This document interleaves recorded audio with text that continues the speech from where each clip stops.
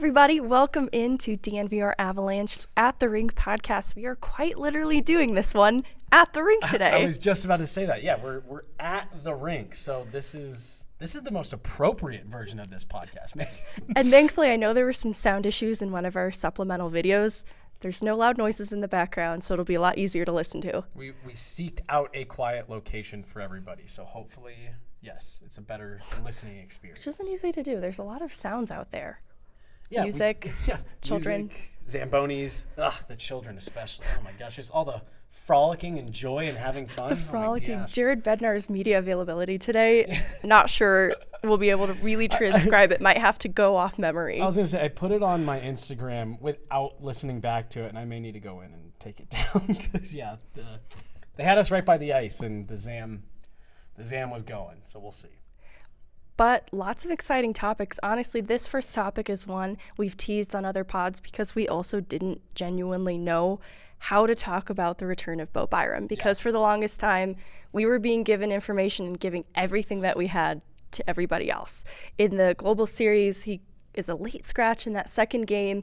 We're told lower body, week to week, and those weeks become many, many weeks. We're told in November that he should resume skating while the team goes on this long road trip. He gets on the ice once briefly, and then he's never seen again. Finally, we catch up after that holiday break in Arizona. We get a little bit of an update that he's responding to treatment, and it was suggested he wasn't previously. And so now he's on track to begin progressing in the right direction. And at the time, I remember we were a little unsure if that was just more hopeful nonsense. Yeah. But he's back. He's in a full contact jersey. He's going to be getting in games. Yep. There are so many ways in which this bolsters the D-core. And it's not just the production that he might add looking at PP2. They might finally have a really potent second power play unit, but the stability that he adds back into the D-core that is going to be running 11-7 still, but it's made so much better with Byram back in the lineup. It's that effect that we talk about so much, Meghan, with, I thought of a guy like Darren Helm when he came back. Like, yeah, Darren Helm, it's nice to get him back, but it's actually what he does for the rest of the lineup in terms of bumping guys down. And Bowen Byram has a much bigger effect, in my opinion, in that same light, where to your point, like you are bringing stability back. You are bringing a huge injection of skill and talent back to the top half of your D-core. But, and this is no shot against Brad Hunt or Andreas Angley, but you're just bumping those guys down to maybe a more appropriate role, right? Maybe somewhere where they are a little bit better cast in that true 7th D spot, 5 to 8 minutes a night kind of thing, because you've got someone that you do feel so much more comfortable with and who is, a legitimate top 4 defenseman.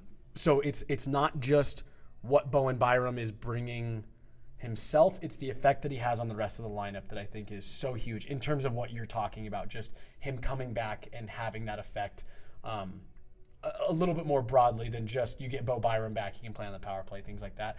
It just makes that D-core so much stronger. Jared Bednar did tell us today, like you said, they are going to keep running 11-7. Instead of 3 of those 7 being Brad Hunt, Andreas Angley, and Curtis McDermott, you're talking about 2 of those guys. And again, that's not meant to be a shot at them. We've talked pretty regularly about how they've been pretty good. I actually wrote this week in the At the Rink blog that Brad Hunt might actually be a guy that they would consider moving at the deadline because I think maybe he's played his way out of being able to pass through waivers. So again, it's not meant to be a shot at them, but look, let's all just be honest. We all, I think, agree that Bowen Byram is a better defenseman than Brad Hunt or Andreas Angley. And so for me, that's where the big boost is. It's the effect he has down lineup. And he's a trusted player, too. We talk about usage, especially with that top pairing. Byram is able to reliably eat up 20 minutes a night, and it sounds like they're not really going to withhold him, too, in these games, that they're going to let him play 100% close to it. So I imagine the pairings today, I'm not sure, are going to look exactly maybe what we'll see in gameplay, because it looked like he was working with Brad Hunt quite a bit today. But I imagine they're going to have him with Girard at points, too. What do you think?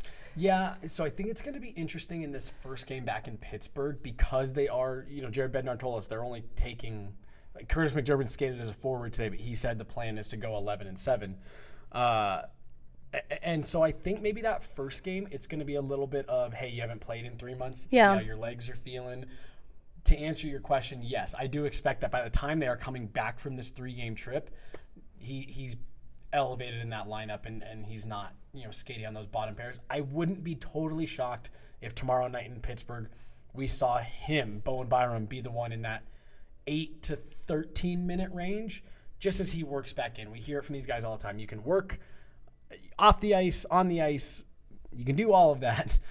You can't replicate gameplay and game shape and gameplay and all of that. So tomorrow, I wouldn't actually be surprised to see him get a lot of reps as maybe the 6th, 7th guy. Yeah. By the time they're coming back to Colorado, I expect him to be a bona fide back in that top 4. And I'm sure they'll be swapping the pairings a little bit throughout the night too, just getting him looks with different guys. But as we talked about, it brings about a lot of stability. And you talked with him yesterday and learned a little bit more about what he's been dealing with, how he's been feeling. How'd that conversation go? How are you? Just general excitement level, getting back in the groove of things and heading into a game day. Yeah, really excited. Obviously, been a while, so something I've been looking forward to. So, yeah, I'm excited to come back and have another strong push towards the end of the year here. How did you feel your game was kind of trending towards the end before you got hurt? And I guess how do you adjust in the middle of the season coming back in? Yeah, I thought I had a decent start. I didn't think I was playing my best hockey, but I could feel that it was coming. So, yeah, it's going to be tough, but I've done it before. So I'm confident with jumping back in, and like I said, I'm excited. Is it nice this time you're kind of able to be around the team a little more while you're recovering and still have the kind of contact with the guys and stuff? Yeah, for sure. I was just happy it wasn't my head. So yeah, it was a lot easier to be out when you're still feeling good and feel like yourself. A limb's kind of whatever. So it was nice. The week-to-week timeline that Jared initially gave didn't seem like it was going to be that severe, and here we are now, obviously 3 months later. Just kind of, what went wrong over these 3 months, if anything? I don't think anything went wrong. It's a finicky injury that you don't really know what the timeline is, So, like I said, I don't think anything went wrong. But it's just, it took me, 2.5 months, and that's what it is. So, behind me now, I'm just excited to get going again. Did you have any sense initially when you went out before that game in Finland that it would be this long? No, not really. I thought I was going to play that night still. And then I just got on the ice for warm-ups and things started to seize up a bit. So I didn't really have any, intuition on how long I was going to be out for. But it is what it is. So I'm ready to go now. You're happy to get the Finland trip in before the injury and get to see a new country? Yeah, it was fun for sure. I think it took a bit of a toll on our guys. That's a long trip and a lot of time zones. A lot of nights with not very much sleep with jet lag and things, but I'm really excited. We're starting to get guys back, we're starting to roll, so we're all looking forward to getting down the stretch here. During these last 3 months, the team has had some hot stretches, some cold stretches. For you as a player, are you more itching to get back in the lineup when they're losing 5 or 6 straight, or when they're going on a run like they're right now? Both. When you always want to be playing, no matter what the outcome is in the games you're watching. So obviously when you're losing, it stings a bit more. You want to be out there helping them out. But I think we've done a good job of weathering the storm. We've been pretty beat up to start the year. So like I said earlier, we're starting to get healthy here, having guys come back and whatnot. So it's exciting. With that, what are you excited to bring back to the lineup that maybe you've noticed maybe missing here and there? I thought everyone that's come in has done a great job. We've had a lot of D eating up a lot of minutes, so just trying to help out with that. Guys like Kale and Taser have been playing 25 plus every night, so that takes a toll on you eventually. So just come in and hopefully make their job a bit easier. What do you expect coming back? KB throw to the fire. Do you want to ease your way in with minutes, or once you're back, you're just back? I kind of just rather jump right into it. I'm 100%, so no reason to ease into it. Yeah, I mean, it's it's going to be tough. I've missed a long time, so but I'm confident. Like I said, I've done it before, and I'm ready to go. How would you describe just your relationship with the athletic training staff and the medical staff and all the folks who got you to this point, right? Because I'm sure there's a lot of communication and working together to get here. Yeah, for sure. It's a team effort. There's a lot of people that goes into it. A lot of guys behind the scenes that aren't on TV every night. So they've done a great job, and I'm back now. So obviously they did their job well. How long have you felt at 100%? Was there a moment where you sort of knew you were good to go? Yeah, kind of honestly just clicked for me one day. Kind of hard to describe. I was skating for a bit and just kind of going through the motions, and then one day I was just like trying new stuff, and I was like, well, this feels good. So kind of hard to explain. I mean, there's little hiccups along the way once you're 100% as well. But yeah, I've probably felt good for a week or so now, like I could be playing. Just wanted to make sure that I really took my time. I didn't want this thing nagging me the rest of the way, so decided to wait until after the break here, and now I'm ready to go. Did you stick around here over the break, or did you? Yeah, I did. Yeah, I was skating and working out and whatnot, so just stayed around here. Had a couple days off, which was nice, but yeah, just been here hanging out, so it's been nice. Does it help a little bit to feel like you can take that extra time and wait through the break when the team sort of went into it playing pretty hot? Yeah, for sure. I mean, we needed to start playing well. We were starting to dip in the standings a little bit, so we needed to string a few games together like we did to put ourselves in a good position after the break. So I think it was much needed. Like I said, there's a lot of guys that have been playing a lot of hockey and a lot of minutes, a lot of tough minutes, so they needed the rest, and now they're refueled and ready to go. It's Pittsburgh, isn't it? That's the elixir, isn't it? I think you came back against Pittsburgh last time, didn't you? Yeah. It's kind of funny. My first game last year, fly to Pittsburgh, I had my gear because I was just in the American League and I forgot it. So hopefully I don't make that mistake.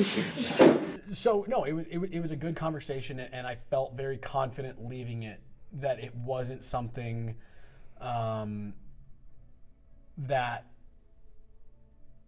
again, obviously nobody would say this is rushed. He's not coming back anything short of 100%, in my opinion. He seems ready. They seem to have taken the extra day, the extra week. Jared even told us yesterday he was really close before the break, but we didn't see any need to rush him back for a game or two pre-All-Star break. And I think that was the right approach, and he really seems extra sure that he's ready. And so you hope this isn't something that's going to continue nagging. And certainly the immediate impact might be a complete punch to the face, but it's going to benefit the Avs in a big way. You look at the way they were able to string together wins ahead of the All-Star break. I think they were 7-3-0 the last 10 before the break. Yep. They're planted right in the middle of the Central right now, and they were in a good position coming out of the break before we knew for certain if Byram was going to return. But it has to add a little bit of confidence and levity back into the room to have a player return, to see that Val Nichushkin also appears ready to go. About to say, yep. It felt, and this could just be my excitement, but it did felt like there was a really good attitude around the room. And I feel like they were already building momentum, but this addition from Byram and Nichushkin just makes them feel a lot more confident in themselves moving into the back half of the season. It struck me as I think this break was really needed. I think between Christmas and now was a real grind for this team. Maybe not in the same way that early part of the season was, because the injuries were piling up in such a ridiculous way. But it actually almost felt like that was what made it even more of a grind for them, was you have guys coming in and out. You don't really have that, hey, well, we're just fighting through the injuries and whatever. It's like, no, you've got guys back. You've got some bodies. But it's, a lot of those guys, Val, Helm, they're coming in and they're going right back out. They're healthy and then they're not. And, Val, we don't really know what's going on. He was kind of day-to-day there for like 2 weeks. They had some rough games. Even though they maybe didn't feel like they were playing that horribly, they had some really tough results in there. I think that was a slog for them to get through, Christmas to All-Star break. I really do. I think that was a tough stretch for them. To your point, they got some good momentum right before the break. You get to go into the break. Most of the guys got, the full week off. Obviously, you have the 3 All-Stars that went down to Florida, but we, kind of chatted up with them today that they were still able to unplug a little and kind of reset and recharge the batteries. And now you take all of that where it's like you had some good momentum, you feel rested, you feel recharged, you got a nice little break in the middle of the season, and then add in everything that you're talking about here, Meghan, of you're getting a top 4 defenseman back. Val Nichushkin is ready, looks ready to go. We're expecting him to be out there tomorrow in Pittsburgh. And so I just think it's a little bit easier to feel good. You're like, head's clear. We're coming off, 7 winners, 7 out of our last 8 before the break. We got some legitimate reinforcements back that we haven't had. Bo's been out since November 5th.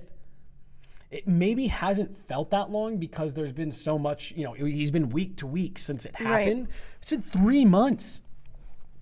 3 full months as of yesterday that Bowen Byram's been out. Like, you've been without a top defenseman for a long time. And so it's just like, okay, here's some actual reinforcements coming in that have been out since the start of the year. Val Nichushkin looks ready to go. And even on just like a morality standpoint, you got Darren Helm hitting the ice on the other side to see if he can make it work. It's just, I think there's more things to feel good about right now if you're the Avs than there have been at any point, especially going back to the Christmas break.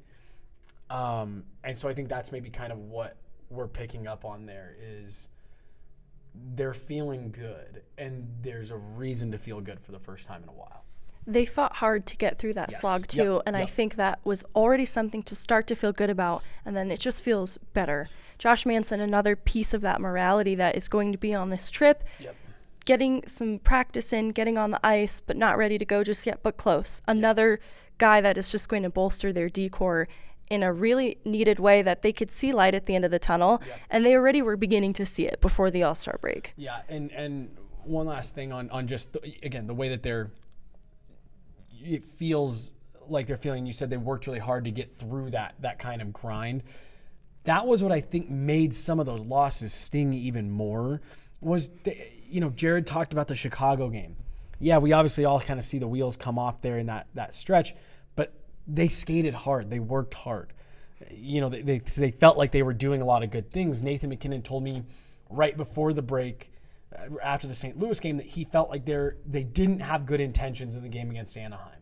But really, other than that, Meghan, even going in that losing streak, it's hard to find a game where you can say they didn't have any good moments or they didn't work hard or, for at least parts or whatever. So I think it was a grind, and I think they worked really hard, and they weren't getting the results for a while. The results started to come. Then you get the break. They got kicked in the teeth, too, by Anaheim. So it's not like you're coming in like on this, everything's great. 2 games ago, you got punched in the mouth by second to last place Anaheim Ducks. So there is still that drive, but you're still winners of 7 of the last 8. So you still feel all right, but you do have that memory very recently of you can't just come coasting in here.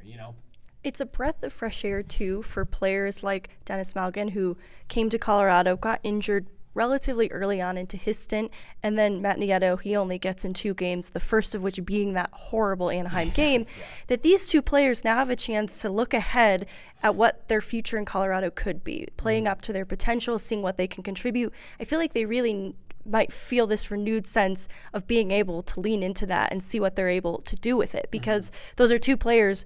Matt Nieto, it's a matter of time, and then Malgin, he was sort of robbed of some more opportunity because he gets hurt. So they're going to have opportunity as well that might motivate them a little bit to get up for these games with an added boost in their step. Yep, 100%. 100%. The next topic is the deadline. It's a 2-pronged topic. I wanted to begin with the players of interest. Yeah. And I know you wrote about several, so I don't want to exclude anybody from the conversation, but there are a few in there that I keyed in on, mainly because we have talked about Taves and Kane. So we can absolutely save space to talk about them too. But some of these other names, like Timo Meier, is where I want to start, because he is someone who, or is it Mayer? No, it's Meier. Yeah, Meier, okay. Yeah.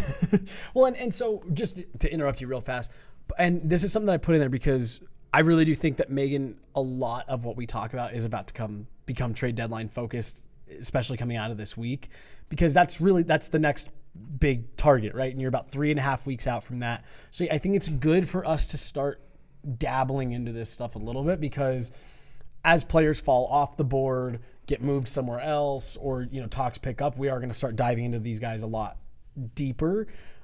So that was why I thought it was good for us to mention it this week and say, hey, here's some guys to start just keeping an eye on as these could become bigger storylines. And like you said, we've already mentioned Taves and Kane. So yeah, there's a few other guys that interesting to dive into. Absolutely. Like in prioritizing too, some of these names that you expect might come off the board sooner rather than later.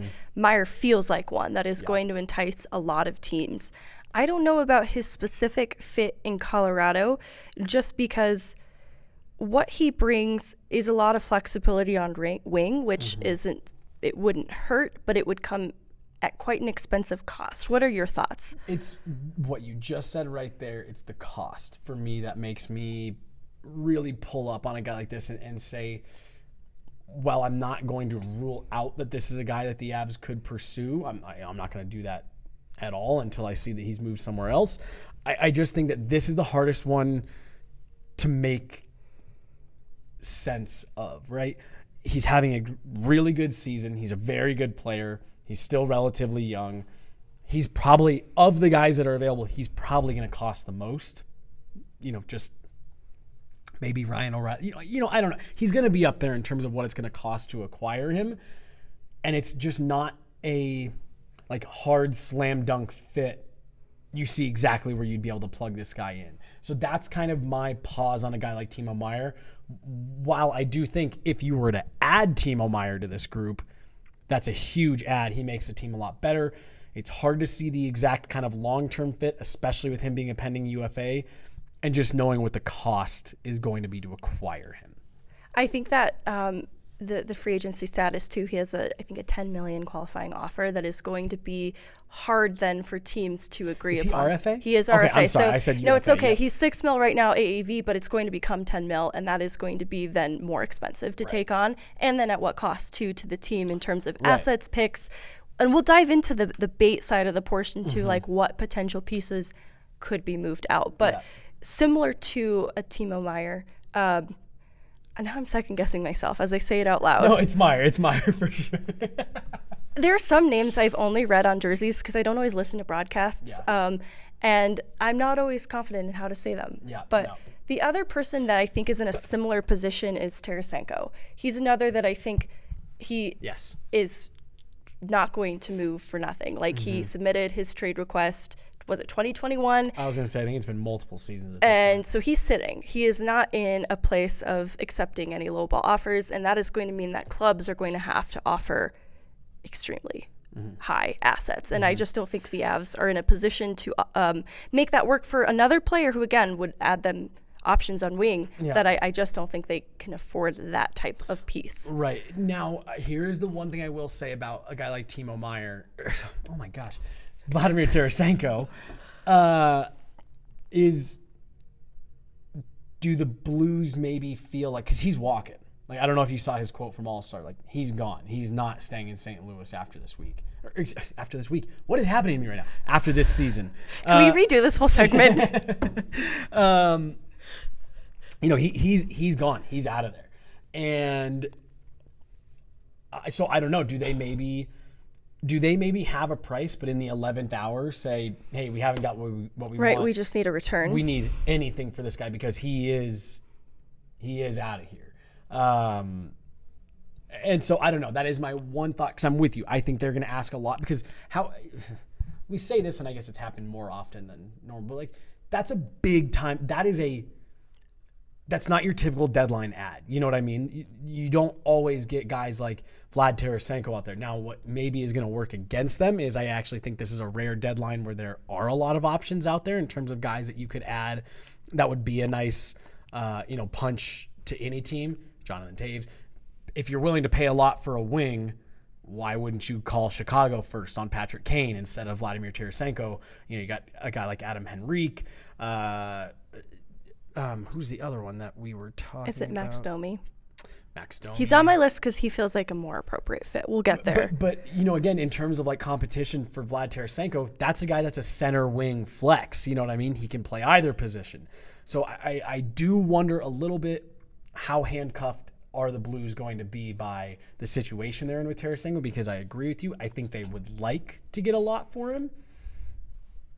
I just don't know if the market will allow them. Well, I'm curious where he's unwilling to go and how much that limits what St. Louis is able to do too, because I'm sure that the list has been lengthy enough that it has only delayed this from happening sooner. I think Barbashev was another out of St. Louis is he wanting to be moved or not? Like it sounds like it is, but his agent I think has suggested, that might not be true. And then you've got O'Reilly who is saying, I want to stay here, but he's a very tough negotiator. It's going to be extremely hard for St. Louis to bring him back, and he doesn't have any trade protection. Is that a guy that maybe it's just, hey, who's the highest bidder?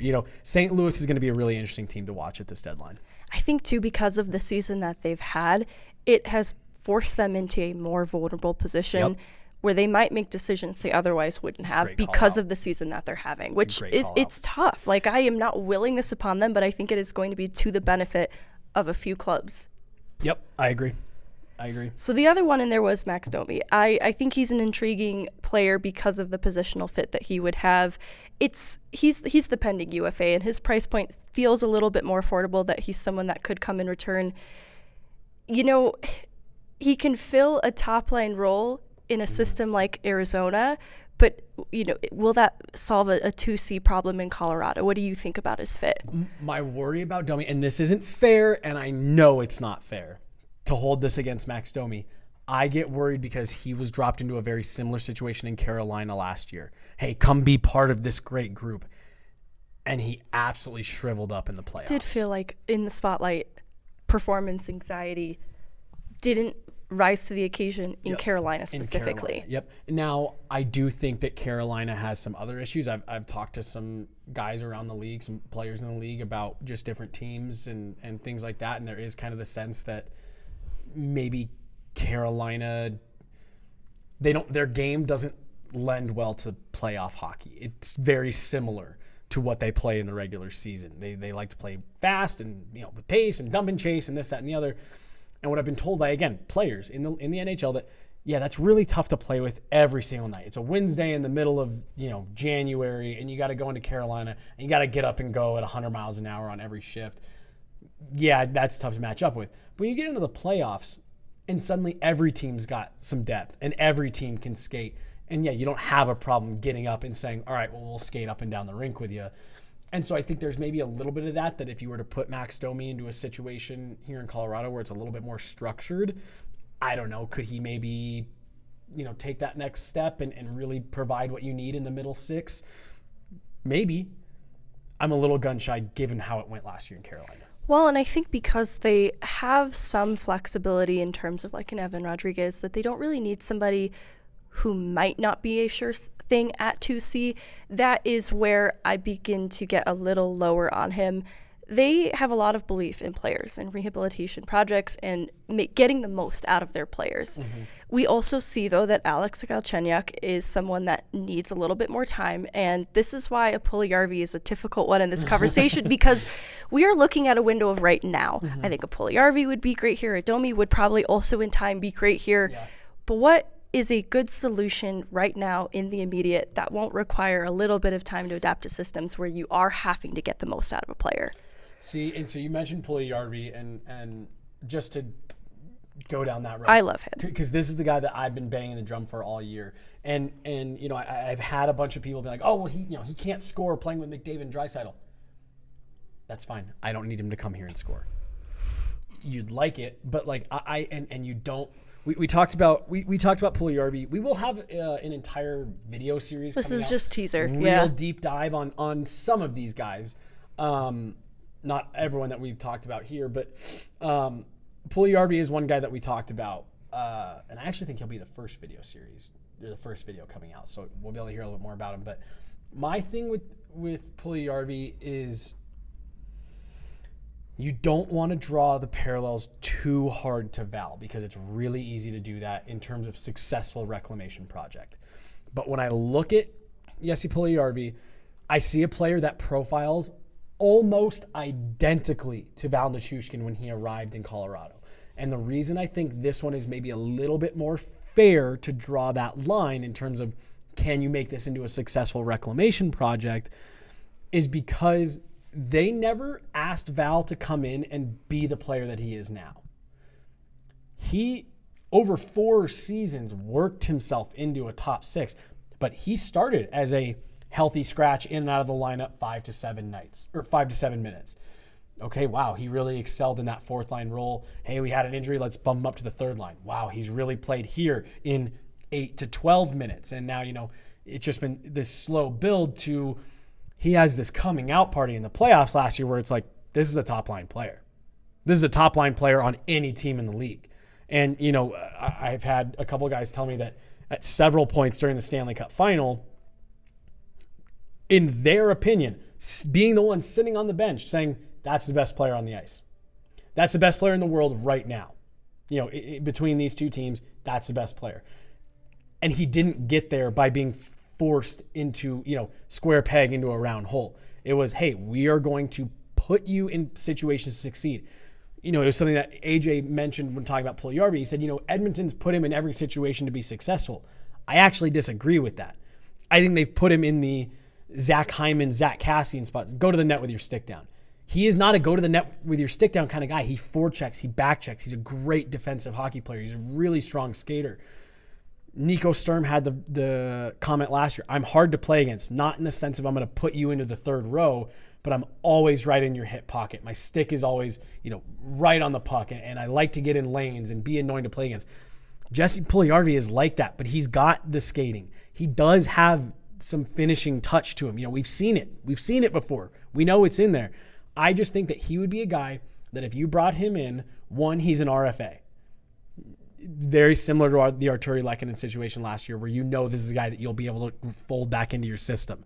10 points right now, you're probably looking at a bit of a decrease in pay going into next year at his $3 million.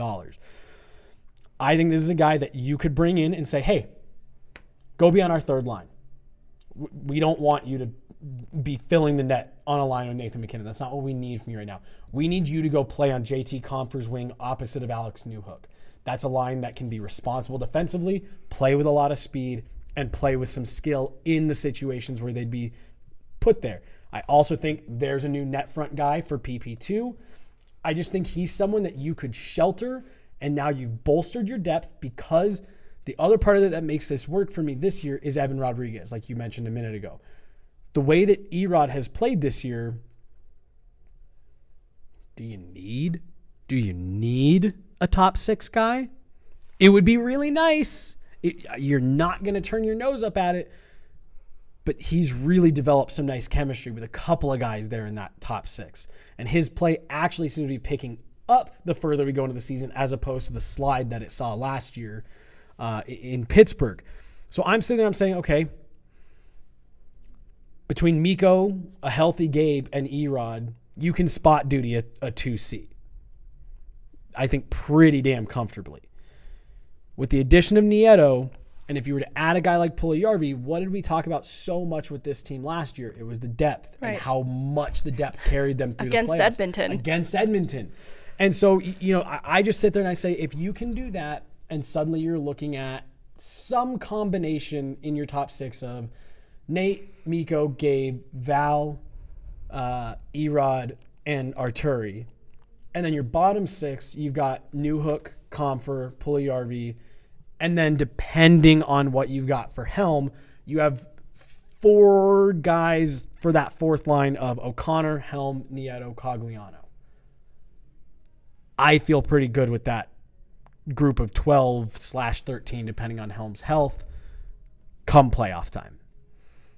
That's just me. I really like Puljujarvi. So, this is not anti-Puljujarvi in any... I can tell after all of that. I can just see it in your eyes. Actually, I have something to add to it that is positive as well. But I think in drawing comparisons to Val, the other is that Val's first season was an immediate success and that there is a period of adjustment that happens even for players like Val, who, if you could see to extract that kind of value out of a Puljujarvi, it really does feel worth it then. Mm-hmm. Because here's the positive point. Like St. Louis, Edmonton is also strapped in a different way with their cap situation. When Kyler Yamamoto gets healthy and returns to the lineup, they're going to have decisions to make. They're going to be incentivized to move this player that I don't know that they're necessarily going to to ship him off for nothing. But it might be to the benefit of another team if the price was right. And I have faith in the Avs front office. If this was something they really sought to acquire, that they would be able to make it work, and some of it might work because of the position that Edmonton is with Puljujarvi. And I like what you said there about, not the immediate success. There's so many of these moves, both on the list that we're currently talking about, that that's in the blog, and then just some of the videos, and stuff that we prepped for these next couple weeks. The vast majority of these guys are rental. So you're giving up assets and saying, can we repeat? Can we do it again this year? This is a guy that I look at and I say, I think he could help you in trying to get there this year. I think getting Gabe Landeskog and Val Nichushkin back get you a lot closer there in and of itself, especially when you factor in Bowen Byram, Josh Manson. I think this is still a very good team that at full health, I look out west and I say, I think this is still the best team. To me, you add Puljujarvi, and I think he bolsters your bottom six, but he's also a long-term investment. You're not just getting him for this run. This is a guy that you would hope that if you win a cup in 2 years, he's a part of it. And as he continues to grow, you hope that he grows into that top six, guy that you're hoping for, the guy that was a top 5 draft pick. You hope you can develop that, but you are in a situation where you don't need him to right away. You can take your time with that. In Edmonton, because I think they lack a lot of offensive depth and they're not a very dynamic team, it's kind of north-south straight lines. This is kind of how we have to play. They need him to be a producer. Right. Do you realize what a joke it is, Meghan, that Connor McDavid has 92 points at the All-Star break and they are scratching and clawing just to stay on the inside of the playoffs? They need every little bit of production they can get. You're not getting that out of Puljujarvi. For me, the Avs don't need him to be that right away. You hope that he would work his way into a 50 to 60 point guy at least, but you don't need that right now. You just need stable, strong defensively, can play within the system, and I think he could give you that day one. I think, too, to people listening who are anti-Puljujarvi, it's the appropriate call-out that you talked about his finishing. I think that is where there has been regression for him this season. The productivity is down. That is something I think we're both acknowledging. Yep. So I think it's a fair call-out then that you are making it clear your expectation isn't a jump in offense to be injected into the Avs bottom six. I think it's an important distinction to make because people will go crazy in the comments otherwise. Yep. And could you make the argument maybe he would just be a good fit in this system and the production would come? Sure. To me, that's a bonus. I am not looking, at least for this year. We can have a different conversation in the summer if when they bring if they were to bring him in and then sign that extension, then you can start having that conversation of, okay, well, when do you want to start seeing the offensive production pick up? I am not worried about that this year. I'm looking for a guy who's responsible in his own end, can play within the system, and I need you need a goal from him or something like that. Late in the Western Conference Final, kind of like the JT Compher game in the Western Conference Final. I think it was game 4. Comes out of the box, muscles Evan Bouchard off the puck.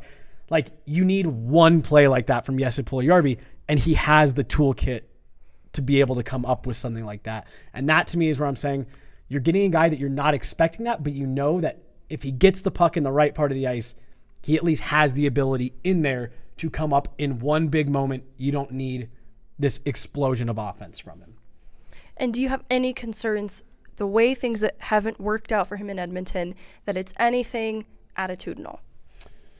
No. And maybe some of that can be that I just don't think that an organization like Edmonton is equipped to deal with a player like Jesse Puljujarvi. I view confidence, too, as maybe the thing that has been affected, but it's not something that couldn't be alleviated where he's given opportunity. And he reminds me a bit of Galchenyuk, where it feels almost like he has been told by the Oilers, by his entire career, hey, just go be big and score some goals.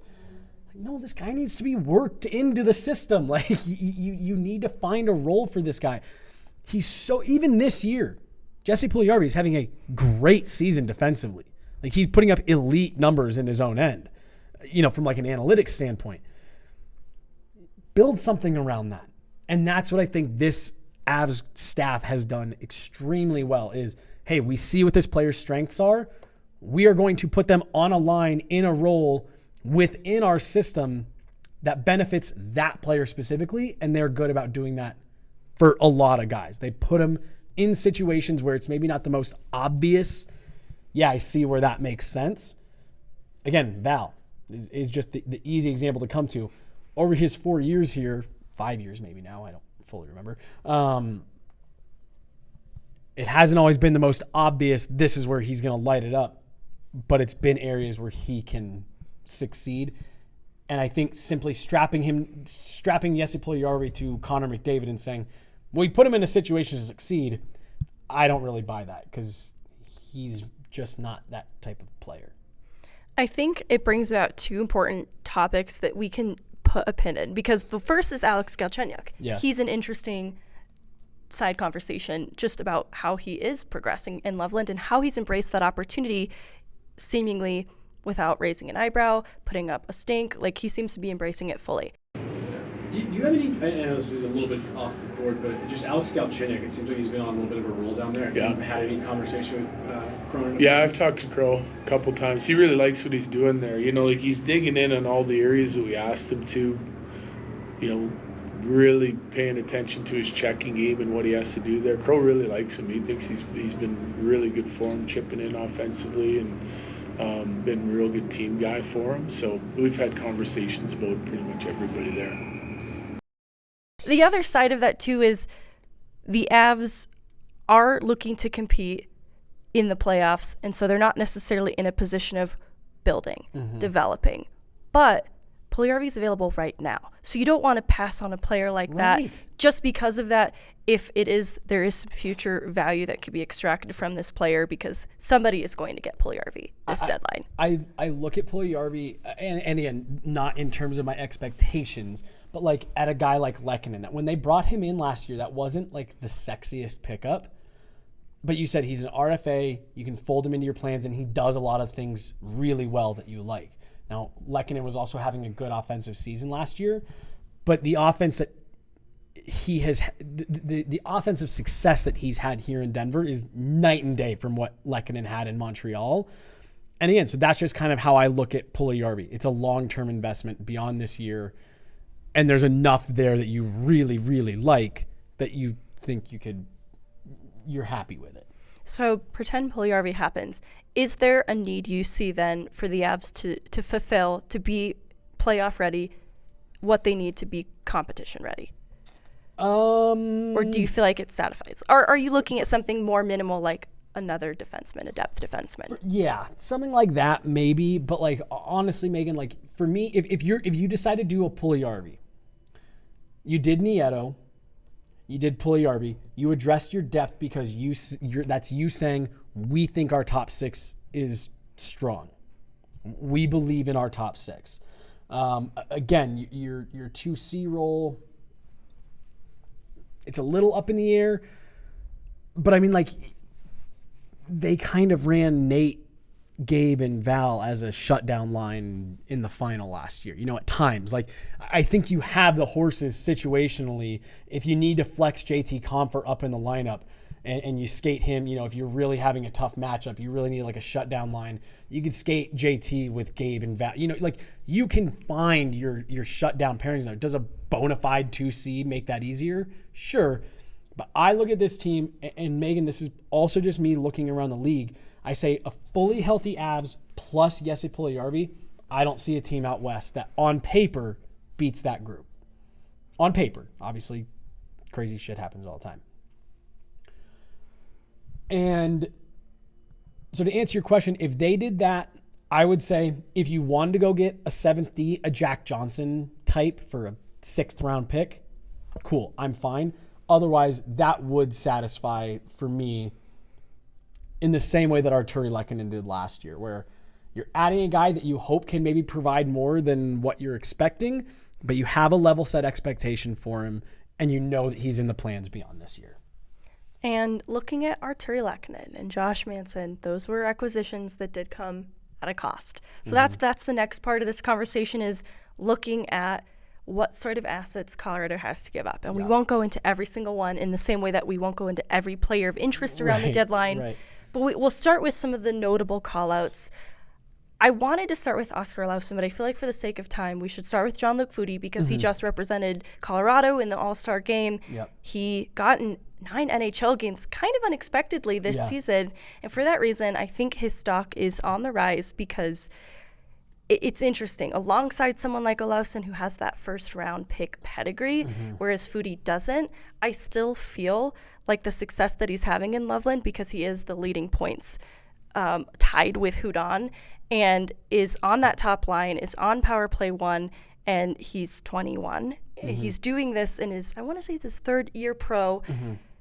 There's a lot of intriguing things happening with Foudy that make him enticing around the deadline, probably to other teams, or am I overvaluing him? No, he's again, and if you're the Avs, this maybe is kind of tough because I think he was doing this under the radar last year. You know, we talked about the impact that he had for the Eagles on an earlier episode of At the Rink, the impact that he had for the Eagles in the playoffs.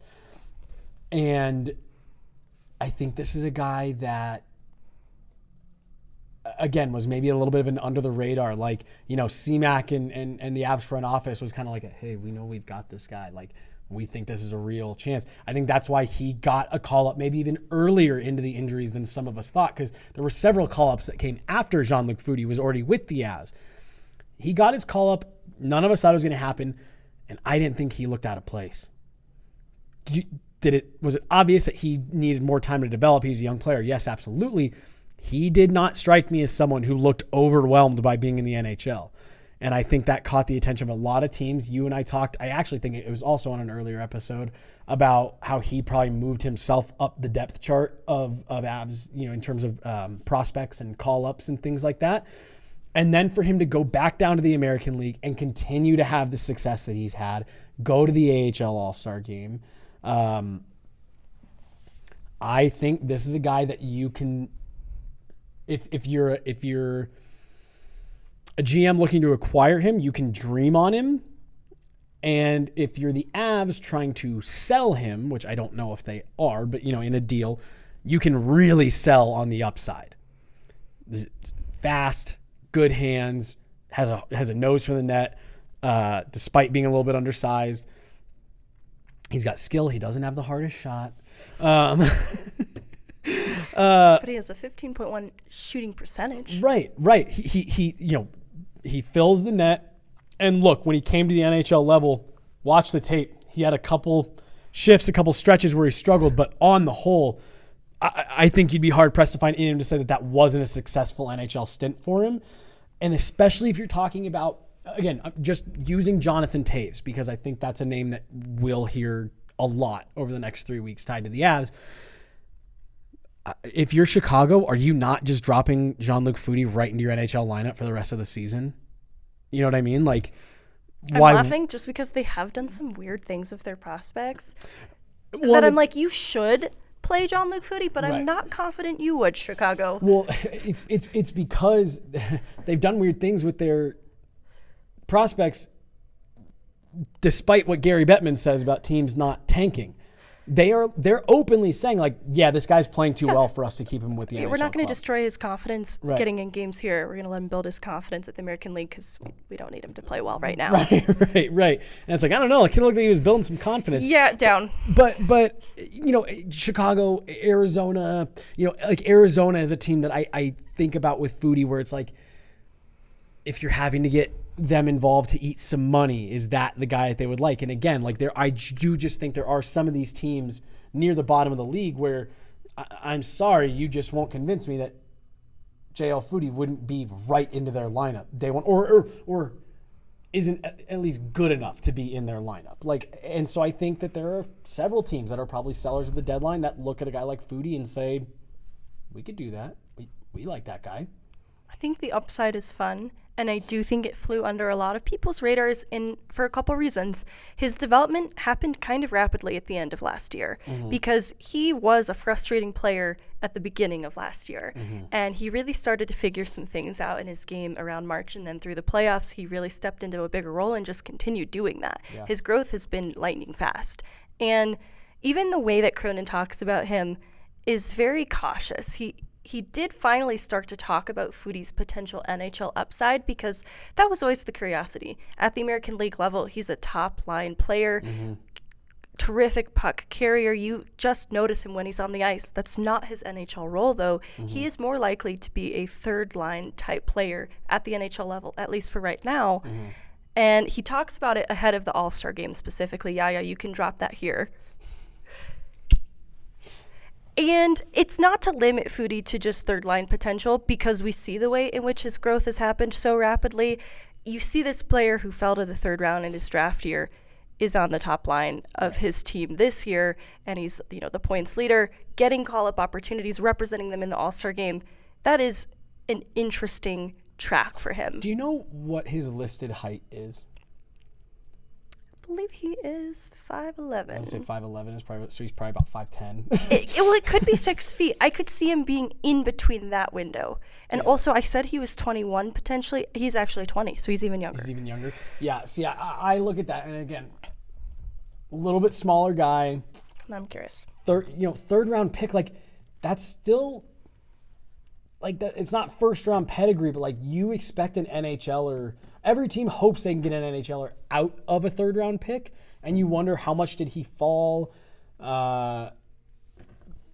because of the size. 20. 5'11". Yeah. And 20. 5'11". Yep. So, I don't know. I just think that if he sticks with the Avs, that's a guy that I think could be part of the long-term plans. But I unfortunately think, because of just kind of the emergency that he's had, like you said, at the end of the last year in the American League, and then his 9 games in the NHL this year, I think the Avs maybe didn't have such, he wasn't looked at as a high-end prospect coming into this season. I think he's kind of teetering on, really good to high-end prospect right now in the eyes of other GMs. And the other side of that coin is Oskar Olausson, because he's also 20 years old. He does have that first-round pedigree, and it's his first full season pro. I don't think it's going badly. I think he's doing well. He's actually assumed this sort of second-line role, and he's been playing alongside Smallman and Bleed, which, Bleed has been a call-up faithful for Bednar, so that's a trusted player. Plays the way that Bednar likes him to play. Olausson's being paired with him, and he's seeing success. He's contributing at important moments, but his production isn't, quite to the level of, say, a Jean-Luc Foodie, but he's getting looks on PP2. He gets one NHL game. However, this is the game Evan Rodriguez gets hurt in, and so they shift the lines throughout the course of that game, that his already limited ice time was even more limited, that we never really got to see what he looked like at the NHL level. But as far as the people keeping track at home, his games in Loveland have been good. He's been improving. He has been a lot stronger in the offensive zone, trying to be heavier on the forecheck, hunting pucks, because this was a criticism of his junior career, is that he could get caught puck watching at times. It's something he's actively working on. I genuinely see the improvement too. It's just, we gave Foodie the back half of his last season to improve. Like, there's still time for Oskar Olausson to experience that kind of rapid growth too, but it isn't jumping off the page at you quite the same. But that probably still is enticing because of that first-round pedigree. It's, for me, if you're talking about moving Oskar Olausson, it's 2 things that make him such an easy sell. And it's what you just said. It's the first-round pedigree, and it's the shot. I was going to say his height, too, but you're right. And the shot, size. he's big. He is big, and he does have an impressive and that's a great call-up. Shot. Yeah, that's the one thing about his game that he still has a long ways to go. Again, I talked to a couple of the guys at the beginning of the year about him. And that was kind of the sense that I got, was a lot of potential. He's a couple of years out. That shot is not. The shot is NHL ready. We've seen it in the preseason at the NHL level. We've seen it in the American League. The shot is an NHL shot. So I think you could say, hey, NHL GM, this guy's a first-round pick. He's huge. And look at that wrister. And I think he's probably the easiest one, because I really do, Meghan, I actually see him as having some of the lowest ceiling. Not the lowest ceiling, but I'd be the most all right with them moving on from him. That's not a slight against him. I think if he ends up making it into this Avs lineup in 2 years, I think you're hoping for like an Andre Burakovsky type. I just think he is still far enough out from being able to help you, and he has the potential to maybe just be a little too one-dimensional, that I think he's an easy one to sell and one that you're all right moving on from. It's interesting, the Burakovsky conversation, because what became so frustrating for people with Burakovsky could be consistency. Yep.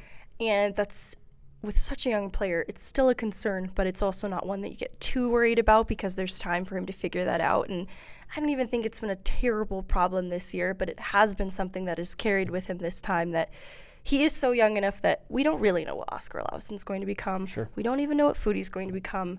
The other name I included in this was Sampo Ranta, and he's actually been playing pretty well alongside Galchenyuk in Loveland as of late.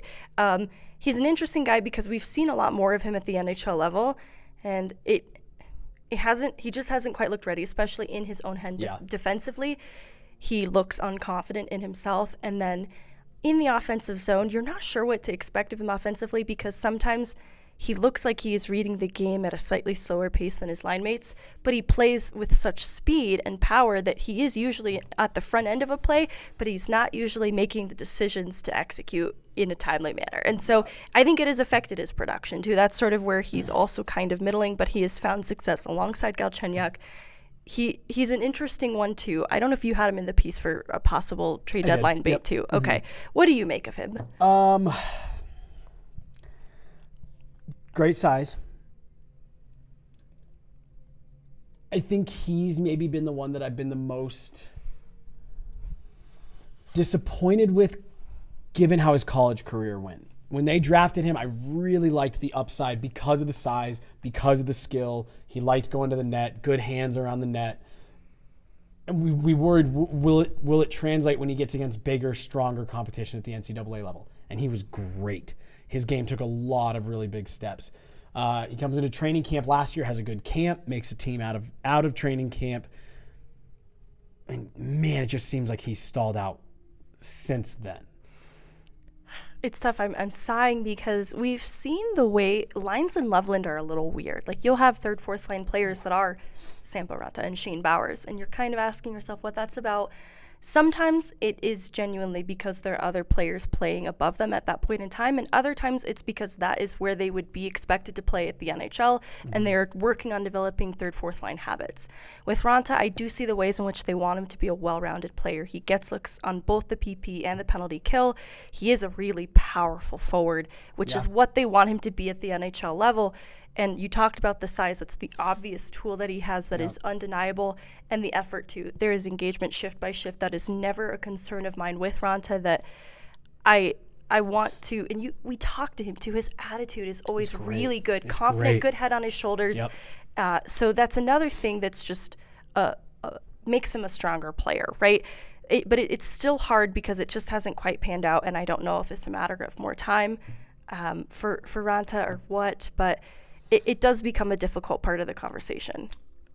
If you were asking me to put money on it, this is the one dude that I would bet gets moved this deadline, because he is, I think, for the Avs, the prototypical like mid-tier prospect, where you can point to the college and his college career and how much he excelled, and the size, the effort, the attitude, the skill is still in there somewhere. To me, this guy is the one that makes the most sense in terms of like a second round pick in Sampo Ranta. You know what I mean? Like that type of deal. I don't know who you're necessarily talking about there, but let's just use Jesse Puljujarvi. I don't know. Is that a second in 2025 in Sampo Ranta? I could, that's just kind of where I see this. He's a sweetener. He's not going to push this deal over he's not going to take it into the next stratosphere. You're fine with giving him up. I think most teams would probably keep him in the American League, see kind of what you've got. That's kind of how I see Ranta. I really like the player. I love the dude. He's always awesome to chat with. Like you said, great attitude. Seems he's got a great head on his shoulders. I just think that he's the one. I mentioned that you can live with moving on from Olausson. I think you can even more so, you can totally get by without Ranta given the rest of your prospect pool up front. I do think, like with Olausson, there's a little bit more uncertainty of what he is to become. With Ranta, Yes. there's more NHL opportunity that awaits him in the immediate, probably elsewhere. Like, there is a path to the NHL here. It just, I think it could be longer and winding. I could see it being He'd more have to really immediate. excel. Yes. In a different organization that Yes. he might have opportunity that he doesn't otherwise have here. Whereas with an Olausson, with a Foudy, there's still a lot of runway left for them that it might be to the benefit of a player like Ranta to get another look elsewhere. Yep, I agree. Not that I'm ready for them to move on from any of these players, but So we just cut a bunch of stuff out that people are going to know, but I have to publicly give you shit for not bringing up Sean Behrens during the process. I honestly didn't want to. He's in the piece, but I was like, I don't even want to utter his name. The less people know about Sean Behrens, the better. I did write in there, I think the Avs are going to do everything they can to keep from moving on from Behrens. But I think if push comes to shove and they think this is the deal, they'll be willing to. But we're moving on from Behrens. I do think that they are going to try their hardest to not deal him. I do too, but I was burned by Justin Barron. So, listen, all right, fine. Yeah. They won't move Barron. Oh God. Worked out all right though. No, it did. You know what? You brought up a point about how Ranta would spend a little time in the American League. Barron and Helleson, Barron less so have been spending time in the American League as well. They were not fully NHL ready. Like Barron is teasing that line, but Helleson certainly is also spending time in the American League. I think they've both had call-up opportunities, but neither of these players were ready-made NHL players. Neither is Sean Behrens. I don't think I personally don't think he immediately jumps into the NHL either. But you don't want to give up on all of your defensive prospects. Right. Again, if they have to, I think they will. I think they're going to try to avoid it. Okay, Alex Newhook. First of all, this is not the segue for real, but is he in consideration to be a movable asset around the deadline? I don't think so. I've heard people mention that. I think if there's any trade that's, hey, we want Alex Newhook coming the other way, I just don't think the Avs are getting involved in that. I think he's too much part of their long-term plans. Unless it is a deal that absolutely is going to like knock your socks off. And honestly, Meghan, I can't even... I can't even think of one that you would say, yeah, you're okay with that. Even recency bias aside, right. You wanted him to ascend to 2C right at the beginning of the year, and he didn't. And so his ascent has been much slower, but now he's at this point where he is playing well. They've known who Alex Newhook is this whole time, even when he wasn't performing to what they might have hoped. They still knew what he was. I do not think that they were looking at moving him unless something injury-wise warranted desperation and necessity, but they're not in that room, and he is starting to play to expectation. You really have to give him some credit for these last few games ahead of the break. Meghan, my thing that it drives me insane talking to people. He turned 22 last week. He's in his sophomore season. Pump the brakes. It's okay. It's okay that he's not a 30-goal scorer right now. 2-3 years from now, yeah, you maybe would like to see him in that 25 to 30 range regularly. This is a young kid who's early in his NHL career. I think the Avs, the fact that he is a bona fide NHL regular, there is no consideration that you would send a kid like that down. If you tried to, he'd get, I guess he's probably waiver exempt, right? Because he should still be. Yeah. But regardless, you're not messing with that at all. He's a second-year player. He's fine. He's fine where he's at. And then to your point, he's getting, you're seeing the curve starting to go up. I just don't think this is a guy that they would move unless it is something seriously and this isn't even realistic for this year, but let's say Edmonton misses the playoffs and they decide they got to completely start over and Leon Draisaitl hits the trade block. That's a guy for me. We're you're saying yeah, it's Alex Newhook, it's a first, et cetera. But for me, Meghan, it really does. You have to be talking about a top tier player to be getting Alex Newhook involved. For me, he's too young. There's too much upside. First round pick. I've had a bunch of people oh, he's just Tyson Jost.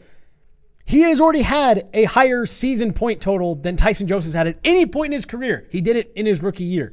He's not Tyson Jost. All due respect to Tyson Jost. That's just not the reality of what you're dealing with here. He is still a guy that can play in the middle of the ice for you. People don't have to like him here in Colorado. That's a very, very, very valuable trade piece. If you're talking about taking a 22-year-old middle six wing/center who has a 40-point season under his belt, you're not just giving that guy up for whatever. No, I'm glad we got that out of the way, but full disrespect to Tyson Jost. I'm just kidding. I'm just kidding. To our listeners, that is a joke. Someone send that to Tyson Jost, that Meghan Angley says full disrespect. He's been through enough. But this is where we can now talk about the ways in which Alex Newhook has started to become the player that we had really hoped from the beginning of the year. And there are lots of things we could point to, like not having consistent line mates is a thing. It's context, but it's not an excuse for the start of this season. Some of it, He's I had think, a couple games where he's been flanked by Martin Kaut and Andrew Cogliano. Again, not taking a shot at either one of those guys, but it's like Dryden Hunt. Do you remember that name? Yeah, it's like I do. Are you really expecting him to, be a world beater in terms of production when he's had a dozen games this year with those as his line mates given injuries and stuff? Relax. Well, and that's part of it. And so now there is maybe 30-point season, not a 40-point season. He had 33 points last year. Excuse me. There's maybe consistency. It's uncertain. The line rushes today actually were a bit different, but it's uncertain than how Newhook. Honestly, I could see them alternating that third and fourth line, giving him shifts with. I think that with the 7 that they're gonna do, I think it's gonna be like a bottom 5. That's just gonna be a. And I don't think Cogliano and OC will be completely locked to McDermott. I think they're gonna give Newhook shifts with them as well. I actually think McDermott gets scratched tomorrow. If I had to bet, I think McDermott gets scratched tomorrow because he gave them 12. When we asked Jared after, we said, "Are you going with 11 and 7?" He said, "That's all we have right now." Interesting. Yeah, no, I could see that being a little more realistic. Yeah. But again, it's just to your point of very Newhook, realistic. Newhook getting different looks on both. Interested to see too then what he looks like in the middle of Malgin and Nieto. I think that's an interesting change of pace too, because it's similar. The things that line I think can do well will be similar to what OC and Cogliano have been able to do well with him, and I think that has inspired some of the positive change that we've seen in him, because this looks to be a player that is more confident driving play up ice. You knew that he was capable of. He has experience at center, but he looked a lot less confident earlier on. See, and that was why, and we're not going to move the conversation backwards, but I go back to a guy like Jesse Puljujarvi, why I look at him as maybe one of the best fits for this Avs team, because that would enable you for the rest of this season to say it's Newhook, it's Comfort, it's Puljujarvi. There's your third line. Go develop chemistry. Newhook's your lefty, Comfort's your righty. You have centers for either side of the ice, and those are 3 guys that can all play. They all have, they're not Dryden Hunt. They're not, Andrew Cogliano, who just fills a very different role on this team. And he does it extremely well. But it's a very different role than what you're asking out of a guy like Alex Newhook. Part of the reason why I think Puljujarvi makes sense is because you're building some infrastructure around Newhook by saying, here's some line mates for you. And I like the way that they can be inspired, or their play can complement the way the other likes to play. Exactly. Like in the case of Newhook, I talked to Logan O'Connor about what Newhook has brought to this line that might be different or special to Newhook, because they were locked into Comfort at the center there for a while because it was trusted, it was reliable. But Newhook has brought about something to this line that has also bolstered OC's production as of late. So they're all helping one another. How is a line of Newhook, Comfort, Puljujarvi not just a JV version of McKinnon, Nichushkin, Landeskog? I didn't think about that in that way. But you know what I mean? Is that not really just your JV? Newhook's your McKinnon. He's got the skill. JV Comfort. Yeah. He's got the skill. He can distribute. He's got the shot. He's kind of your finisher. JT Comfort plays that Gabe Landeskog role, front of the net, digging pucks out, agitator, not afraid to go below the goal line. And then Jesse Puljujarvi is your hounding pucks, creating turnovers, causing havoc below the dots, getting back into back checking on the play, causing turnovers. You really do just have that, that first combination of guys that we saw just cause absolute nightmares for Victor Hedman in the Stanley Cup final. Then you've got some combination of Mikko, Erod, and Lehkonen. You've got your two Finns, and then Evan Rodriguez, who's shown to be a great distributor of the puck. And then you have just a slightly lesser version of that top line coming in there. And as much as this is talking about bringing in Puljujarvi, Newhook is the crux of that. He is the Nathan McKinnon. He's going to be the one to push the puck over the goal line, but you're giving him teammates there that complement what he does and put him in positions to be able to be the trigger man on that line. And I just think that Newhook is why I find a deal like Jesse Puljujarvi, or, we talk about it in these videos coming out, like a Jonathan Taves, if you have to drop him down to the third line, if he just doesn't have the legs. It's about finding guys for Alex Newhook, because I think he will play an equally as important role come this playoff run that they're hopefully going to go on. He is going to play a big role in that depth scoring, and you need that punch coming out of your bottom six. You're going to be looking to Newhook, I think, a lot, and giving him guys that insulate him and give him a push, I think is huge. We found some good chemistry there, and we all try to play with a lot of pace in our game. I think that's the biggest thing, is trust our skating. If we're all skating and trusting our instincts, jumping into holes, I think we'll be able to put D-men on their heels a little bit, get odd man rushes, and then ultimately generate chances out of those odd man rushes and create ozone play. Yeah, he's playing with a lot of pace, like I mentioned. I think a big thing as a winger is he's done a great job of, on breakouts, being in great positioning to make our lives a little bit easier there. When you have good low center support, it's always effective to have that as an option, or having the other weak side winger slashing across. You have the ability to chip it as well. So I think the breakouts are giving us a lot of success. Getting into the offensive zone, getting in and out of our zone quickly is always a key for any line, and I think he's done a great job of helping us with that. I think it's an interesting call. When you talked about Nico Sturm and the way that he was difficult to play against, I think this is the type of player that complements Newhook very well. Newhook, I think, has become more active in puck battles and winning them, but it is not without the help and the aid of his line mates also helping in on those battles. And that's where I think someone like Puljujarvi would be particularly helpful. Mm-hmm. This is where I think that the heavy forechecking that both Cogliano and OC pursue has helped Newhook too, because they're able to sustain zone pressure, because they retain possession, they retrieve pucks even when they lose it. And the call out that OC made for Newhook specifically was the speed and the way that this helps him to break out and drive play. It's a north-south game, and right. I think that this is what this line does well, and the speed that Newhook brings in transition especially has made it work for them. I agree, and that's where, again, we've talked about if you're making acquisitions at this deadline or whatever, as much as it's about this playoff run, you also want to be setting yourself up long term. Do you really want to be giving stuff up for pure rentals? I'm fine with that if they decide that's the route they want to go, but I just look at this and I say I don't want to discount Alex Newhook's role in this bottom six this season, and if you can bring somebody in who maybe helps him and gets him a little bit more stability, I don't think you can overlook that as very important.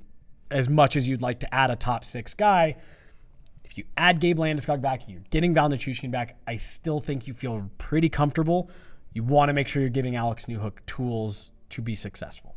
And you look at the way the production has trickled in for him, it is not at unimportant moments. He is opening the scoring. He might be some of the only to get on the score sheet, like it'll be a top guy, and then there's Alex Newhook in the depth. And it is a formula to a winning team that he has become a pivotal part of. Yep, I agree. And you want to make sure that you're, like I said, putting him in situations to be successful, because I do think Alex Newhook will play a bigger role in this year's playoffs than he did last year. It feels like there's a Ben Myers conversation in here too then, with the way that this forward group is starting to look, Puljujarvi or not. Does Ben Myers fit in this group moving forward? Because there's a question of Malgin. What happens if Malgin? If you asked me pre-break, I would have said yes. We asked Jared Bednar yesterday if Ben Myers is getting called back up, and he said, we'll see. They're heading on a 3-game road trip, and Ben Myers ain't going with them. Part of me wondered if he goes back in his first game back, he gets on the board. He finds the back of the net. He was unable to do that after, that October game, and then not a point ever since.